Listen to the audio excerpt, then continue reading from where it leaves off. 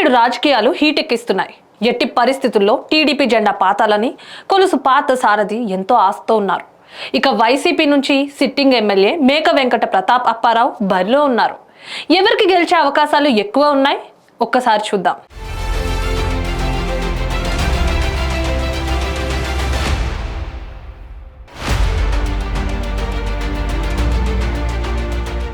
అయితే పర్టికులర్గా నూజివీడు సెగ్మెంట్ విషయానికి వస్తే ఇక్కడి ప్రజలు పార్టీల కంటే అభ్యర్థికే ఎక్కువ ప్రాధాన్యత ఇస్తారు. ఎందుకంటే ఇక్కడ అధికార వైసీపీ నుంచి మేక వెంకట ప్రతాప్ అప్పారావు పోటీలో ఉన్నారు. ఎప్పటి నుంచో ప్రజలకు సేవ చేస్తున్నారు. అయితే ఈ సెగ్మెంట్ కింద 4 మండలాలు ఉన్నాయి. అవి అరిగిపల్లి, చాట్రాయి, ముసునూరు, నూజివీడు. అయితే ఇక్కడ నూజివీడు, ముసునూరు మండలాలు వైసీపీకి కొంచెం ఫేవర్గా ఉన్నాయి. అరిగిపల్లి, చాట్రాయి మండలాలు టీడీపీకి ఫేవర్గా ఉంటాయి. ఇక్కడ గత 2 సార్వత్రిక ఎన్నికలు తీసుకుంటే వైసీపీ నుంచి వెంకట ప్రతాప్ అప్పారావే ఎమ్మెల్యేగా కొనసాగుతున్నారు. ఒక్కసారి 2009లో మాత్రం టీడీపీ జెండా ఎగిరింది. 2004 సహా అంతకుముందు జరిగిన ఎన్నికల్లో కాంగ్రెస్ పార్టీ ఇక్కడ తన మార్క్ ని చూపించింది. జిల్లాల పునర్వ్యవస్థీకరణ తర్వాత కృష్ణా జిల్లా నుంచి ఏలూరు జిల్లాకు వెళ్ళింది నూజివీడు. అయితే నూజివీడుని ఏలూరు జిల్లాలో కలిపేసరికి కృష్ణా జిల్లాలోనే ఉంచాలని అప్పట్లో ధర్నాలు కూడా జరిగాయి. ఏలూరు జిల్లాలో కలపొద్దంటూ స్థానిక నేతలు సహా ప్రజలంతా ఎంత చెప్పినా స్థానిక ఎమ్మెల్యే మేక వెంకట ప్రతాప్ అప్పారావు ఎవరి మాట కూడా పట్టించుకోలేదు. ఇక టీడీపీ అభ్యర్థి కొలుసు పాదసారథి విషయానికి వస్తే ఇటీవలే వైసీపీలో టికెట్ లేదని చెప్పడంతో టీడీపీలోకి వచ్చారు కొలుసు పాదసారథి.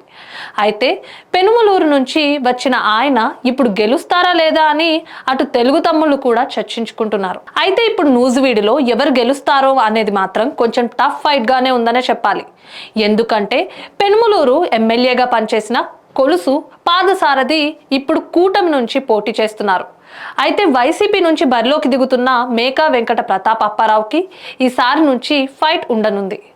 ఎందుకంటే ఇప్పటికే మేక వెంకట ప్రతాప్ అప్పారావుకి టీడీపీ అభ్యర్థి ముద్దరబోయిన వెంకటేశ్వరరావు 2 సార్లు కూడా గట్టి పోటీ ఇచ్చారు.